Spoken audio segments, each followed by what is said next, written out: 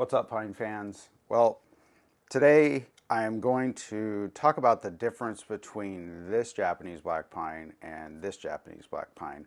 More specifically, what is going on with this discoloration of the needles and what can we do to address it?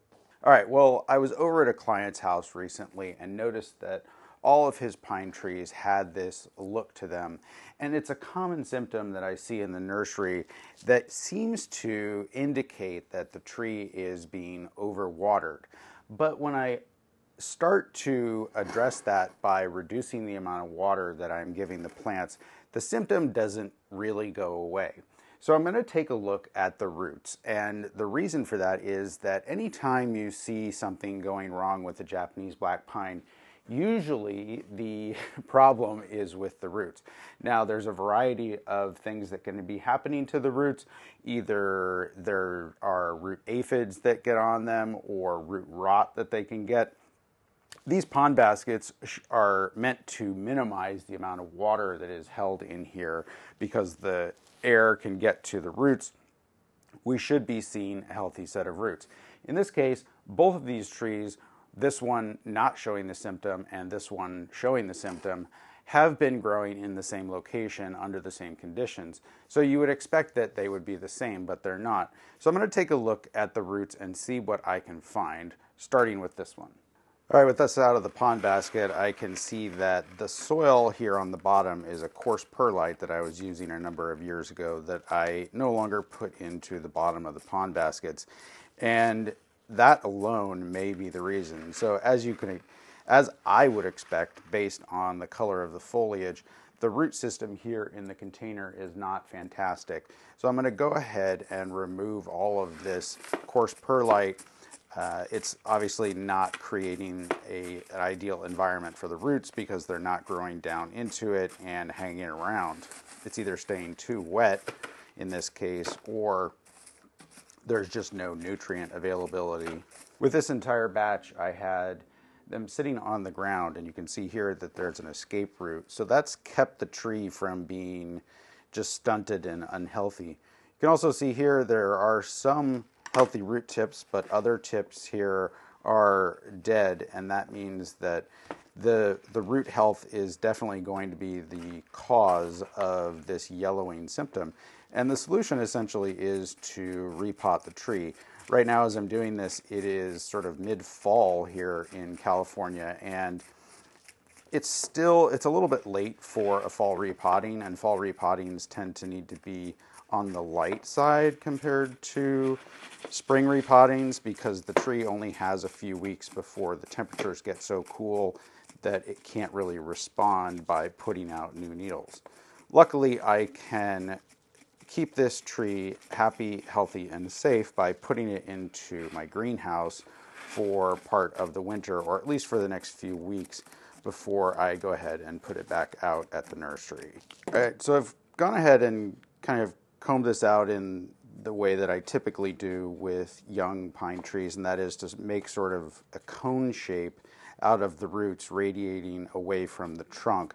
As long as we do this, the nabari should continue to develop with periodic repottings in a pretty even radial way, and we will be able to get that into a bonsai pot. Any large escape roots will be going straight down vertically, so we can cut those off without too much trouble.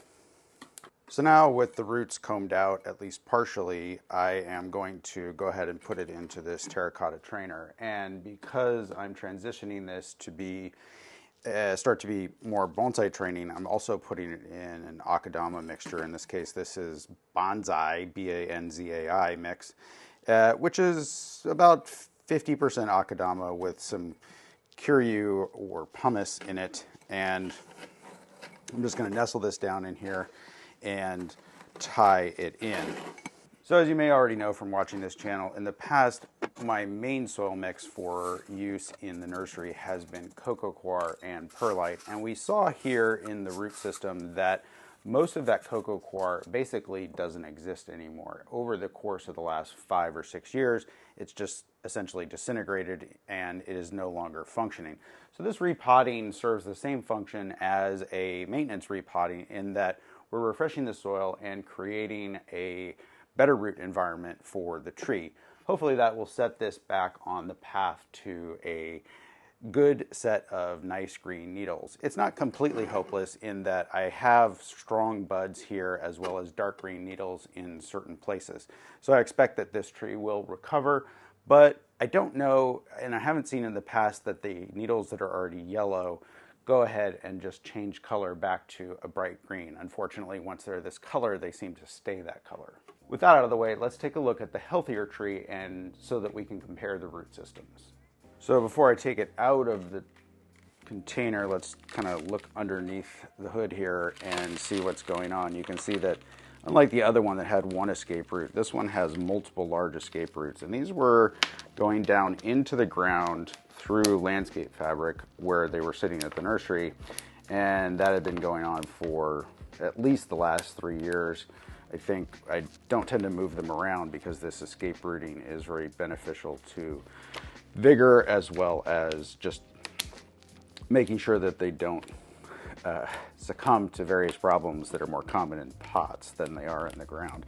So it's sort of a hybrid ground slash container system where essentially at most times of the year I can stick a shovel under the pot and sever the larger roots and then pick it up and move it away, and the tree will usually be able to adapt to that pretty quickly and not have any sort of health problems.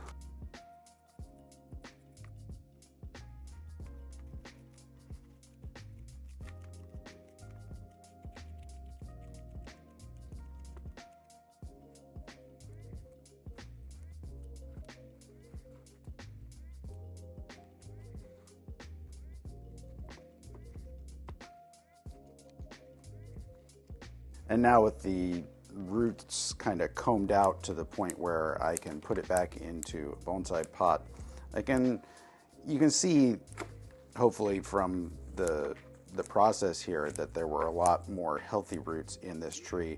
But it's also partly that the tree had more roots in the ground, I think. So I've gone ahead and combed this out. I'm going to do a cutback on this big root here because we don't want big roots kind of sticking out the side, so that root had a side root here and other smaller roots underneath. I don't want to be leaving that kind of thing because it will make it more difficult to get this into a bonsai container later as it approaches show condition. And in those cases, the containers get smaller and smaller based on the size of the trunk, but also just front to back. So say this is the front, we don't want a root sticking out this way because the rim of the pot might be right here. So with this one, I'm going to do the same thing. I'm going to anchor it into this terracotta training pot and probably grow it on for another year or two. If I was looking to significantly increase the size of the trunk more, I would be putting it into a larger container again and maybe even allowing it to escape root a second time. But in this case, I'm gonna start training the branches because the trunk is a little bit above average for the ones that I've been growing for the last few years, and I like to have things to play with.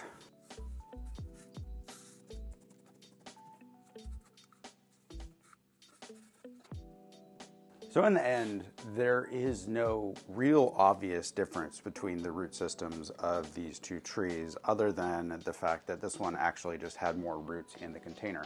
Obviously it had more roots overall and the root system is overall healthier, but the hope is that by repotting both of them, I'll sort of reset this one and start to see that more kind of healthy growth in the root system as I move into the refinement stage with the branching on both of them. If I had found root aphids, I would just mechanically remove them and then maybe dip the root ball in soap or, most likely insecticidal soap. before I repotted it and then give it a treatment, usually a granular Bayer product or some other insecticide treatment in the spring or a few times throughout the growing season will get the root aphids under control. If you want to pick up some pines like these, you can find them on bonsaify.com. Thank you so much for watching. We'll see you next time.